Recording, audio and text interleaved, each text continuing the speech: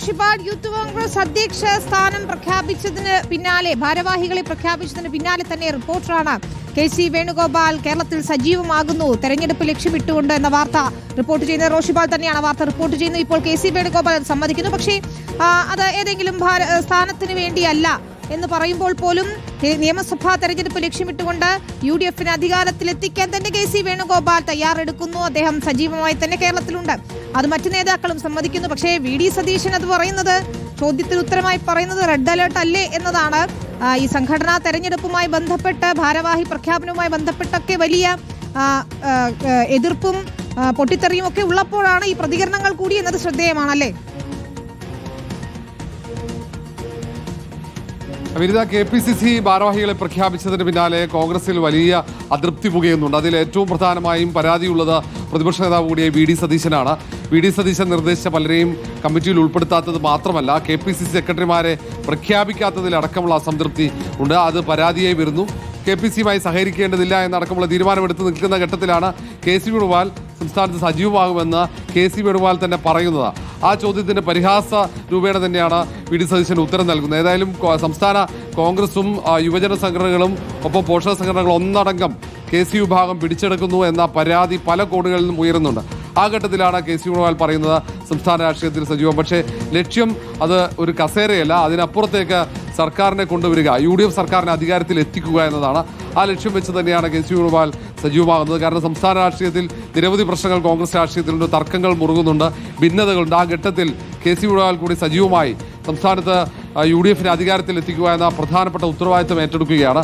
പക്ഷേ കെ.സി. വേണുഗോപാൽ ലക്ഷ്യമിടുന്നത് മുഖ്യമന്ത്രി പദമാണെന്ന് പല കോണുകളിൽ നിന്നും അങ്ങനെ ചില പരാതികൾ ഉയരുന്നു. അതിൻ്റെ ഒരു തുടക്കം എന്ന നിലയിലാണ് യൂത്ത് കോൺഗ്രസിൻ്റെ നേതൃത്വം പിടിച്ചെടുക്കുന്നു. പോഷക സംഘടനകൾ ഒന്നൊന്നായി കെ.സി. പക്ഷം പിടിച്ചെടുക്കുന്നു. KPCC ഭാരവാഹികളെ പ്രഖ്യാപിക്കുമ്പോൾ അതിൽ ഭൂരിഭാഗം പേരും കെ.സി. പക്ഷത്തുള്ളവരാണ് എന്നടക്കമുള്ള ആക്ഷേപങ്ങളുണ്ട്. ഇത് സംബന്ധിച്ച അടക്കം പറച്ചിലുകൾ നേതാക്കൾക്കിടയിൽ ഉണ്ട്. അത് പലപ്പോഴും പരസ്യമായി പറയുന്നില്ല എന്ന് മാത്രമാണ്. അതിനിടയിൽ കെ.സിയുടെ നിലപാട് ഏത് തരത്തിലായിരിക്കും, മറ്റു നേതാക്കൾ പരസ്യമായി കെ.സി ഇതൊക്കെ തുറന്നു പറയുമ്പോൾ മറ്റു നേതാക്കൾ ഏത് തരത്തിലായിരിക്കും അത് സ്വീകരിക്കുക എന്നത് പ്രധാനപ്പെട്ടതാണ്.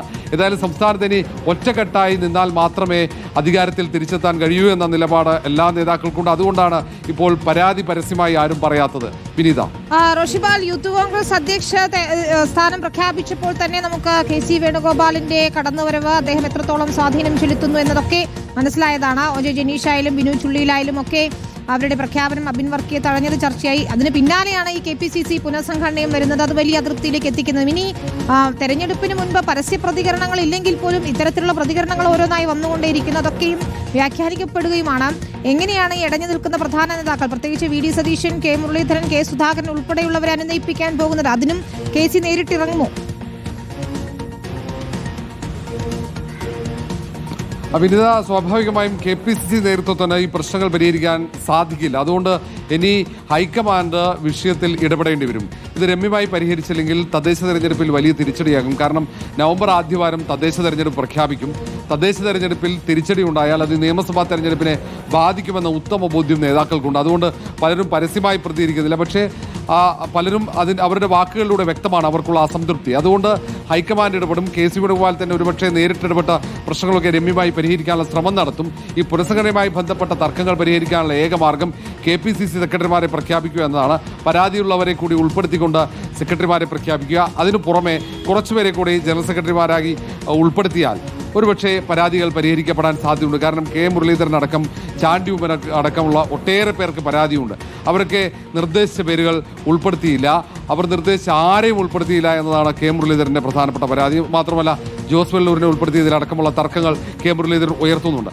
ആ ഒരു സാഹചര്യത്തിൽ ഇനി കെ.സി. വേണുഗോപാൽ മാത്രമേ ഈ പ്രശ്നങ്ങൾ പരിഹരിക്കാൻ സാധിക്കുകയുള്ളൂ. ഇനി മറ്റൊരു വഴി കോൺഗ്രസിന് അകത്തില്ല. KPCC ആണെങ്കിൽ യോഗം പോലും വിളിച്ചു ചേർക്കാൻ പറ്റാത്തത്ര പ്രതിസന്ധിയിലൂടെയാണ് കടന്നുപോകുന്നത്. അതുകൊണ്ട് സംസ്ഥാനത്തുള്ള കെ.സി. വേണുഗോപാൽ ഒരുപക്ഷെ നേതാക്കളുമായൊക്കെ ആശയവിനിമയം നടത്തി പ്രശ്നങ്ങൾ രമ്യമായി പരിഹരിക്കാനുള്ള ശ്രമം നടത്താൻ സാധ്യതയുണ്ട്. വിനീത, ശരി. റോഷിപാലാണ് വിവരങ്ങൾ നൽകിയത്. കെ.സി. വേണുഗോപാൽ സജീവമാകുന്നല്ലോ എന്ന ചോദ്യത്തിന് വി.ഡി. സതീശൻ ഇന്ന് റെഡ് അലേർട്ട് അല്ലേ എന്ന മറുപടിയാണ് നൽകിയത്. ഏതായാലും വിചിത്രമായി തന്നെ തോന്നുന്നു. ആ മറുപടി തർക്കങ്ങളൊക്കെ പരിഹരിക്കാൻ കെ.സി. തന്നെ നേരിട്ടിറങ്ങുമെന്നാണ് നമ്മൾ പ്രതീക്ഷിക്കുകയും ചെയ്യുന്നത്.